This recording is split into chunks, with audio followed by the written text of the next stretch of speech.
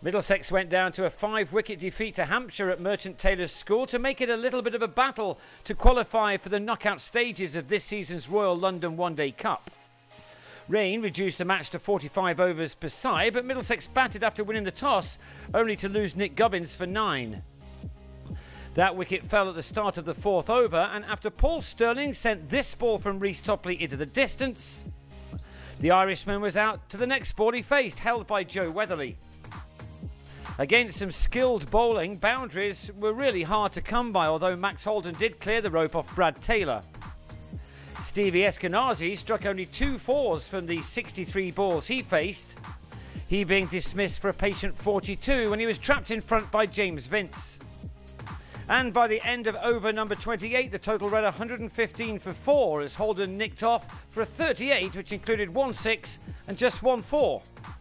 Middlesex were desperate to improve their scoring rate, which stood at just more than 4 per over, and to that end, Hilton Cartwright and John Simpson did OK in adding 39 in 7 overs. But on 18, Simpson drove Mason Crane to Topley at mid-off, and Cartwright was then bowled by a beauty from Gareth Berg to depart for 28. The innings never really got going, and when James Franklin was LBW to Crane for 4, Middlesex were on 169 for 7 with only 5 overs left. Tom Helm did well in scoring 20 late on, he being the last man out in the penultimate over to give Topley figures of 4 for 40, Middlesex making 199 for 8. To defend that, early Hampshire wickets were now a must, and Stephen Finn had Riley Russo taken behind in the 2nd over. But whereas boundaries had been so hard to find earlier on, now the Hampshire batsmen Vince and Tom Alsop were managing to secure 1 in almost each over. Alsop then sliced a drive off Finn to Eskenazi to leave the visitors on 60 for 2 after 11.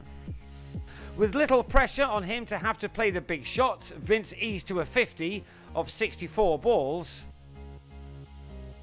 While Weatherly showed again what a future he has in the game with some delightful shots as he and his partner took this match away from the hosts. Vince did fall for 56, taking on the arm of Franklin and losing. Weatherly on 38 was out of the next over, a leading edge off Nathan Souter being plucked out of the air by Finn. And when Taylor nicked off to the same bowler, there was a possible sting in the tail, with Hampshire now on 140 for 5. They needed only 60 more from 15 overs, however, and Lewis McManus and Jimmy Adams ensured that they were not going to slip up with an untroubled winning stand. The winning hit came with 38 balls still remaining, Adams making 33 and McManus 30. Hampshire, the South Group leaders, getting to their target to win by 5 wickets. Hampshire are now clear at the top of the group, but there is then only 1 point separating 7 teams, meaning there is still all to play for. A win over Surrey on Sunday at Lord's is a must.